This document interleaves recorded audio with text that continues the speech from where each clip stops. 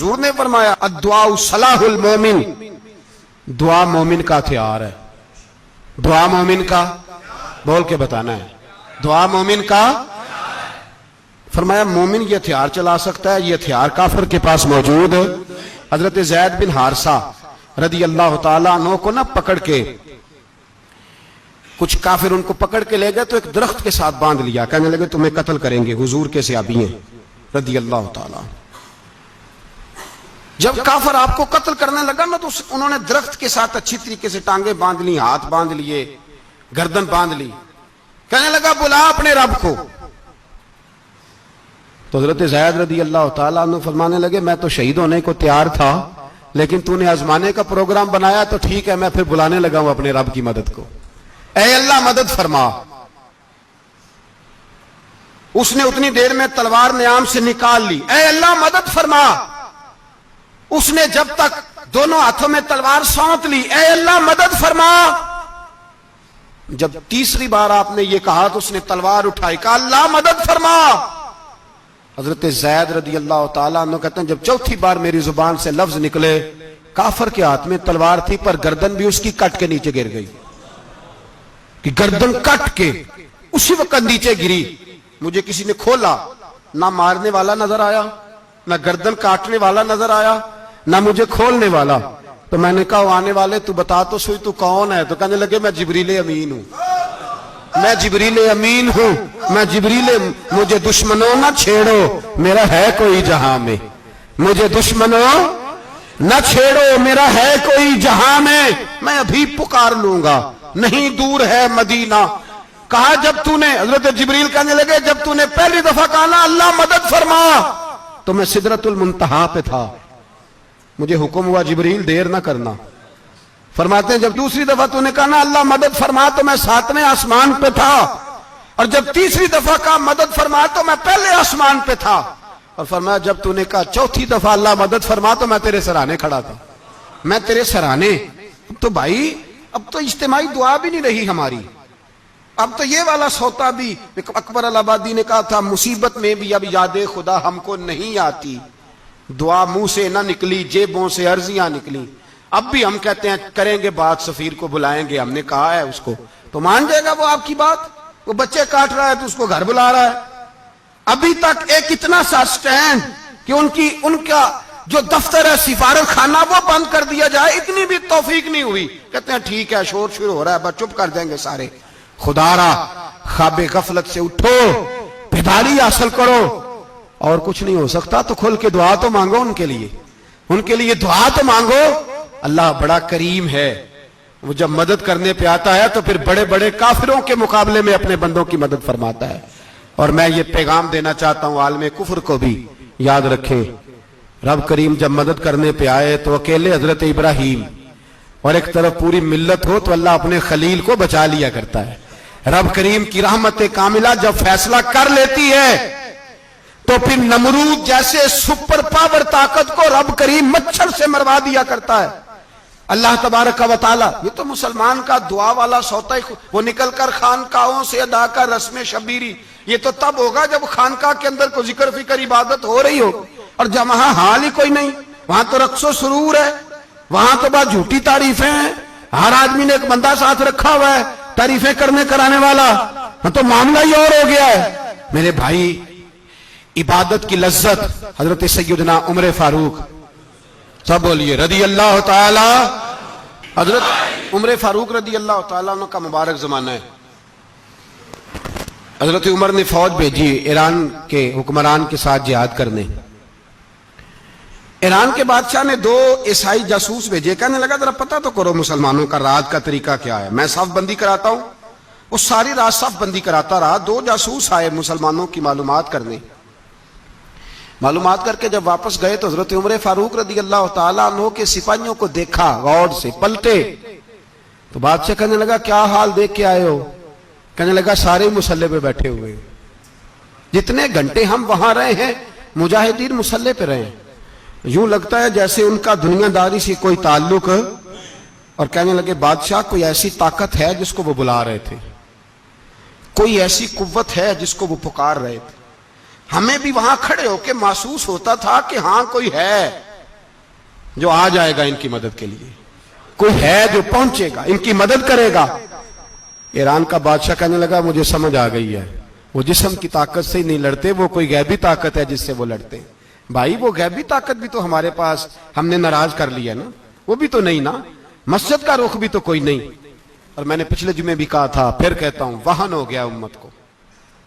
نبی پاک نے فرمایا امت کو وہ کیا ہے، دنیا سے محبت ہو گئی ہے، موت سے کراہت ہو گئی ہے، وہن ہے۔ صحابہ کرام کو موت سے بڑا پیار تھا، موت سے بڑی محبت کر، ہماری طرح نہیں، وہ کہتے تھے مریں گے تو منو مٹی، تو وہاں ٹھیک ہے عذاب قبر حق ہے، لیکن میں کہا کرتا ہوں سالوں کے بعد جو پردیس سے ماں کے پاس آئے، ماں اسے عذاب نہیں دیتی، اس کا ماتھا چوما کرتی ہے۔ اور بھائی جو رب کریم کی بارگاہ میں جائے گا، تیرا کیا خیال ہے گل سڑ جائے گا؟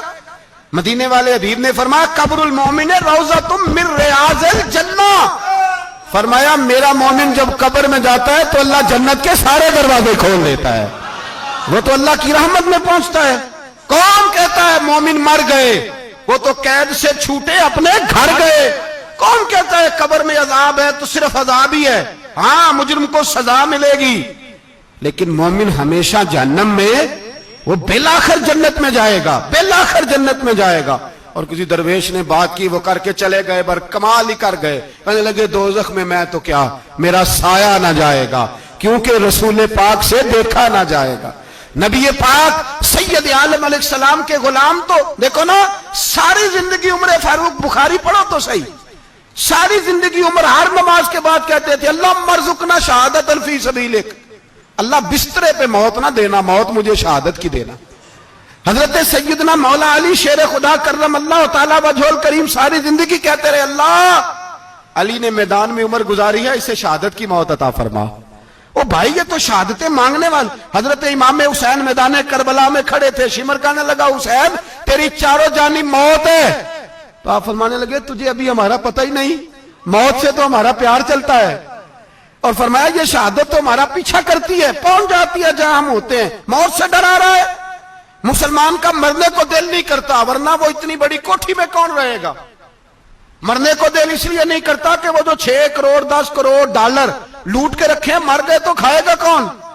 وہ فقیر فاقہ مست تھے، ان کا گھر ہی کوئی نہیں تھا، ان کے بینک بیلنس ہی کوئی نہیں تھے، وہ کہتے تھے گھر ہمارا ہے وہ جو ہمارے رب نے تیار کیا ہوا ہے، ہمارا بینک بیلنس ہے وہ جو ہمیں جنت میں جا کے ملے گا، ان کا تو یہ کھاتا ہی کوئی نہیں تھا، اس لیے وہ شہادت کی۔ حضرت عمر بن جموع رضی اللہ تعالیٰ عنہ میدان احد میں 4 بیٹے لے کے آئے، کتنے بیٹے؟ بول کے بتائے، 4 بیٹے لے کے عمر بن جموع آئے، اور خود ایک ٹانگ سے لنگڑے سے آبی ہیں، ٹانگ چھوٹی ہے، حضور کے سامنے کھڑے ہوئے کہا محبوبہ میرے 4 ہی تھے، میں 4 ہی لے آیا ہوں، قبول کر لیں۔ تو حضور نے فرمایا تو کیوں تلوار اوڑے آیا ہے، یہ تو نے کیوں گلے میں اسلحہ ڈالا ہوا ہے؟ کہا یا رسول اللہ میں نے بھی تو جانا ہے نا۔ تو حضور نے فرمایا 4 بیٹے جو ہیں۔ تو حضرت عمر بن جموع نے بات کی، صحابہ کہتے ہیں ہم لبوں سے مسکرا رہے تھے، آنکھوں سے رو رہے تھے، کیا عجیب انداز ہے۔ حضور نے فرمایا عمر 4 بیٹے جو آ گئے تو رہنے دے۔ تو حضرت عمر رو پڑے، کہنے لگے محبوبہ کیا لنگڑے جنت میں نہیں جائیں گے؟ کیا حضور میں لنگڑا ہوں تو میرے لیے جنت کوئی نہیں؟ میرے حبیب پاک سید عالم صلی اللہ علیہ وسلم نے فرمایا عمر تو ضرور جنت میں جائے گا۔ کہا محبوبہ پھر بچے بعد میں جائیں گے، میں پہلے میدان میں جاؤں گا۔ ایک بی بی 4 بیٹے لے کے آئی احد میں، کہا محبوبہ کل کمائی تھی میں لے آئی ہوں، میرے پاس کوئی اور شے ہوتی تو میں بچا کے نہ رکھتی، بیٹے دے کے نا حاضری لگوا کے تو واپس دروازے پہ لے گئی۔ تو حضرت سیدنا عبداللہ ابن عمر فرماتے ہیں بی بی بول رہی تھی تو میرا جذبہ جہاد بڑھ رہا تھا، اپنے بیٹوں کو کہنے لگی میں تمہیں حضور کے پاس چھوڑ کے جا رہی ہوں، جب تم میدان میں گرو گے تو میں تمہیں دیکھنے آؤں گی، دیکھنا تمہاری پشت پہ کوئی زخم نظر نہ آئے، جتنے تیر کھانے ہوئے سینے پہ کھانا، جتنے تلواروں کے نیزوں کے زخم برداشت کرنے ہوئے یہاں کھانا، پشت پہ زخم نظر نہ آئے۔ حضرت عبداللہ ابن عمر فرماتے ہو بی بی کی گفتگو میرا جذبہ جہاد بڑھا رہی تھی۔ ایک بی بی 3 سال کا 4 سال کا بیٹا لیے رو رہی ہے، احد کا دن ہے، سہیلیاں پوچھتی ہیں تو کیوں روتی ہے؟ وہ کہتی ہے دیکھو میرا خاوند بھی بدر میں شہید ہو گیا، بھائی اور باپ بھی، دل کرتا ہے کوئی جوان بیٹا ہوتا تو آج مصطفیٰ کے ساتھ اسے ہی بھیج دیتی، کوئی جوان میرے پاس ہے ہی 3 سال کا تو کیا کروں۔ 3-4 سال کا بچہ کیا کرے گا؟ پتہ نہیں کیا دلیل آئی، اچانک اٹھی، بیٹے کو سینے سے لگایا، کپڑا ڈالا، مسجد نبوی پہنچ گئی۔ حضرت بلال کہتے ہیں مجھے ملی، کہنے لگی بلال مجھے پتہ ہے حضور تیاری کرا رہے ہیں جنگ کی، پر 2 منٹ اگر میری ملاقات ہو جائے۔ بلال حبشی کہنے لگے حضور ہم ایک بی بی ضد کر رہی ہے۔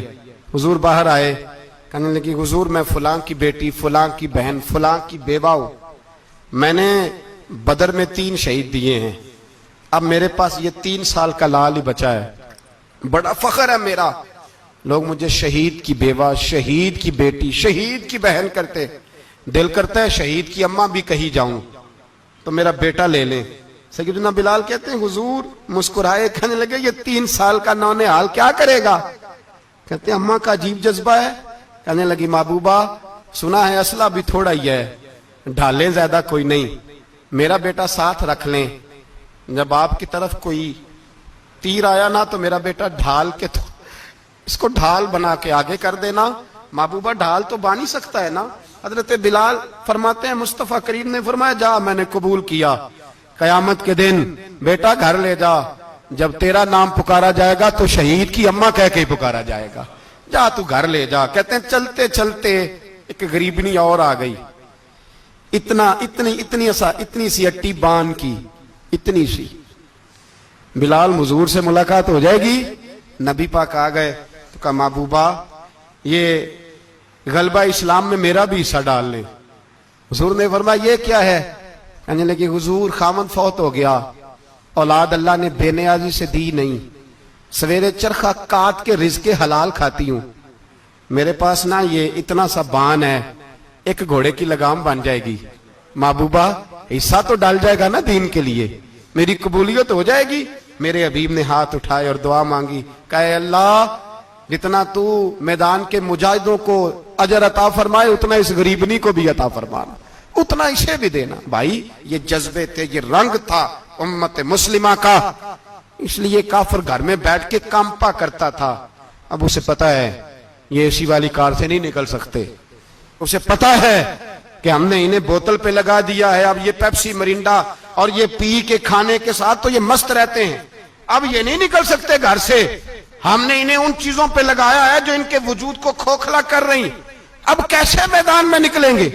وہ اس لیے نہیں ڈرتا کہ وہ تیری آسائشوں، تیری زندگی میں آنے والی سہولتوں سے آشنا ہے۔ موت بستر پہ بھی آ جاتی ہے، لیکن جس کو میدان میں آتی ہے وہ ساری زندگی زندہ رہتا ہے، وہ ساری زندگی زندہ رہتا ہے۔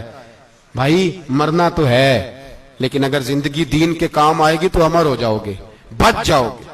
ہمیں رنگ دیا ہے قرآن پاک نے، محمد الرسول اللہ والذین معہ اشداء علی الکفار رحماء بینہم۔